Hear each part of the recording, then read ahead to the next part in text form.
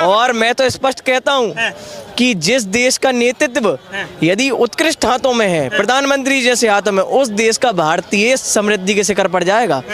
और बिल्कुल भारत 2047 में नए कीर्तिमान स्थापित करने जा रहा है और हर एक व्यक्ति उनकी सोच और विचारधारा से जुड़ा है। कैसे करेगा भारत? देखिए, लोग चाहते हैं इकोसिस्टम।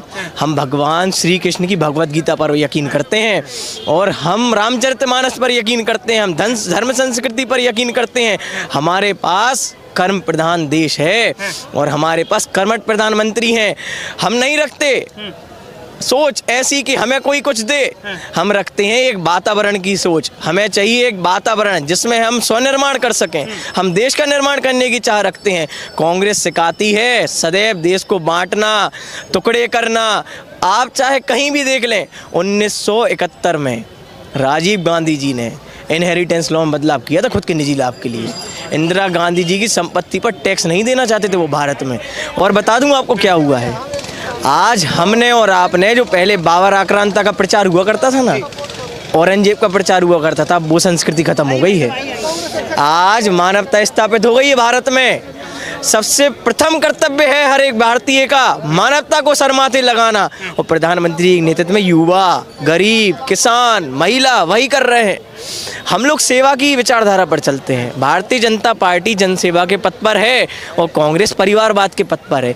यदि किसी ने अभी, मैं तो कह रहा हूँ भारत का नागरिक होकर, यदि इंडिया अलायंस की सदस्यता ले ली, कांग्रेस की सदस्यता ले ली, मतलब उसने भारतीय संविधान का नकारा कर दिया, कोर्ट की अवमानना कर दी।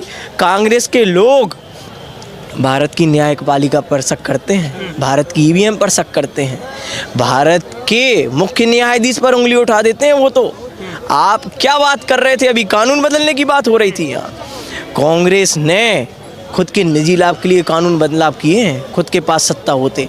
मैं आरोप लगाता हूँ कांग्रेस के ऊपर कि आप कुछ भी करिएगा, लेकिन भारत की न्यायपालिका पर उंगली उठाना बंद करिए। भारत में यदि आपको रहना है तो सुप्रीम कोर्ट को मानना पड़ेगा, चाहे मैं हूं या आप। आपकी विचारधारा सदैव रही है कि आप यदि सत्ता में है तो आपसे बड़ा कोई नहीं, आप यदि किसी पार्टी का नेतृत्व कर रहे हैं तो इससे बढ़कर कोई पार्टी नहीं। प्रधानमंत्री जी और भारतीय जनता पार्टी ने ये सोचो विचारधारा बदल दी। आज उनको तकलीफ हो रही है। आज जो भी संवैधानिक पार्टियां हैं जो संविधान का पालन नहीं करना चाहती, जिन्हें देश के विकास से कोई रंच मात्र भी मतलब नहीं है, उन्होंने इंडिया अलायंस नाम का संगठन बना लिया है।